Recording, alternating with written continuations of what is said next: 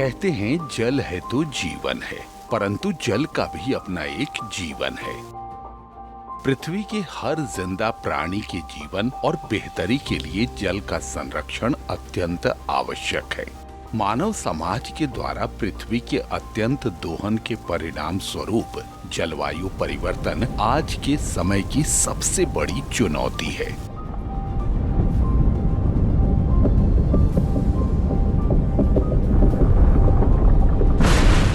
जलवायु में हो रहे परिवर्तन के कारण आज हमारे यहाँ भी अपर्याप्त एवं अल्प वर्षापात एवं भूगर्भ जल स्तर में कमी सरकार के समक्ष सबसे बड़ी चुनौती के रूप में उभर कर आई। स्थिति की गंभीरता को देखते हुए राष्ट्रपिता महात्मा गांधी के जन्म दिवस 2 अक्टूबर 2019 को माननीय मुख्यमंत्री श्री नीतीश कुमार ने जल जीवन हरियाली योजना को मिशन मोड में जारी करने का ऐलान किया। हम लोगों ने ये सोचा कि भाई जो जलवायु परिवर्तन हो रहा और जिस कारण से जलवायु परिवर्तन हो रहा, जो परिस्थितियां उत्पन्न हो रही है, इस पर हमें गंभीरता पूर्वक सोचना पड़ेगा और जो उपयुक्त कदम है वो उठाना पड़ेगा। तभी हम लोगों ने इसको तय किया कि इस अभियान का नाम होगा जल जीवन हरियाली। और जल जीवन हरियाली नामकरण हम लोगों ने क्यों किया?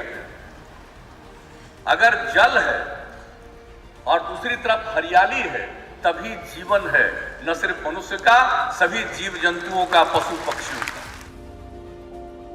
इस अभियान के अंतर्गत राज्य सरकार के विभिन्न विभागों के साथ साथ लघु जल संसाधन विभाग को परंपरागत जल स्रोतों के पुनर्स्थापन, जल संचयन एवं संग्रहण संरचनाओं के विकास की जिम्मेदारी दी गई। जल जीवन हरियाली अभियान के अंतर्गत विभाग द्वारा विभिन्न कार्यों का क्रियान्वयन किया जा रहा है, जैसे कि सार्वजनिक जल संचयन संरचनाओं जैसे 1 एकड़ से बड़े आहर पाइन एवं 5 एकड़ से बड़े रकबा के पोखर या नए जल स्रोतों को चिन्हित कर उसका जीर्णोद्धार, छोटी छोटी नदियों, नालों एवं पहाड़ी क्षेत्रों के जल ग्रहण क्षेत्रों के चेक डैम एवं अन्य जल संरचनाओं के निर्माण के साथ साथ राज्य के पठारी क्षेत्रों में बड़े बड़े वाटर बॉडीज का निर्माण एवं पहाड़ों के तलहटी में वर्षा जल संचयन हेतु गार्लैंड ट्रेंचेज के निर्माण का कार्य भी लघु जल संसाधन विभाग के द्वारा निरंतर किया जा रहा है। आहर पईन एवं तालाबों से सिंचाई व्यवस्था राज्य में सदियों पुरानी परंपरागत सिंचाई व्यवस्था है। यह एक तरह से वर्षा जल का संग्रह एवं वितरण हेतु जल छाजन आधारित सतही जल से संभावित सिंचाई के साथ साथ भूजल पुनर्भरण की हमारी राज्य की स्व-विकसित व्यवस्था है।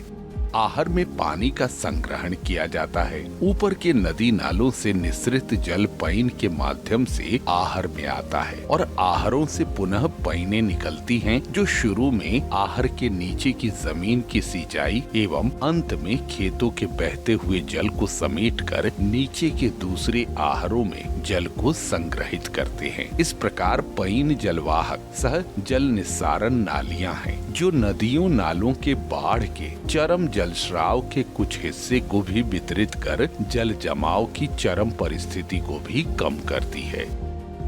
सिंचाई की यह व्यवस्था राज्य की अनुपम धरोहर है, जो शायद संसार के सबसे पुरानी एवं वर्तमान में भी कार्यरत पारंपरिक सिंचाई व्यवस्था का एक अनुपम उदाहरण है।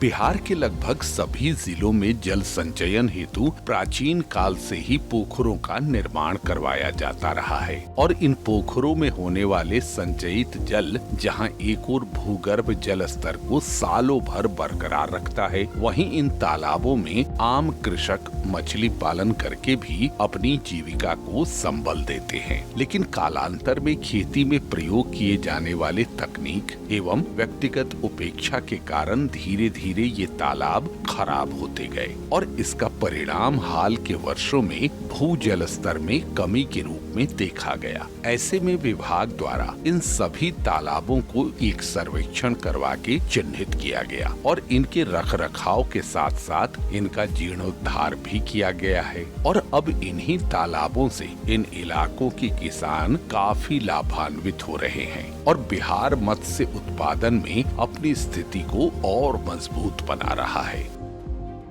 जल जीवन हरियाली अभियान के अंतर्गत विभाग जहां पुराने और परंपरागत जल स्रोतों के रखरखाव का काम युद्ध स्तर पर कर रही है, वहीं नए जल स्रोतों का निर्माण काफी तेज गति से किया जा रहा है। बरसात के दिनों में कई सारी नदियां ऐसी हैं जो काफी जल बहाव को अपने अंदर समेट के रखती है, लेकिन उस पानी का कोई सही उपयोग नहीं हो पाता था। अब लघु जल संसाधन विभाग ने इन नदियों पर छोटे छोटे वीयर का निर्माण करवाया है ताकि बारिश के पानी का उचित प्रबंधन हो सके और किसानों को खेत तक आसानी से जल मुहैया करवाया जा सके। नए जल स्रोतों के निर्माण में विभाग द्वारा कई और अन्य कदम उठाए गए हैं, जैसे कि पहाड़ों की तलहटी में गारलैंड ट्रेंच का निर्माण। ये गारलैंड ट्रेंच बारिश के दिनों में पहाड़ों से निकलने वाले जल को संचयित कर लेता है और इस जल का उपयोग स्थानीय किसान पूरे वर्ष करते रहते हैं।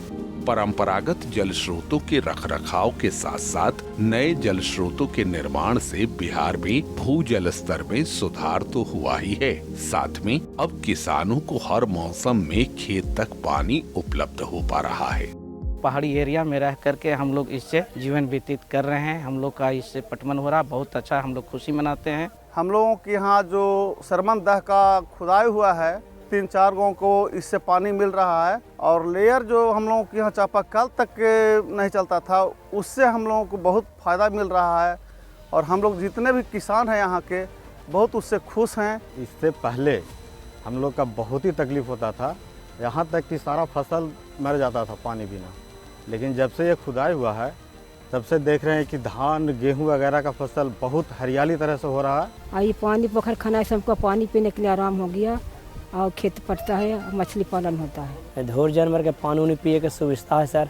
जाल उल के चापाकल न चला, लेयर भागल है, लेयर है जे कि सर बनल है।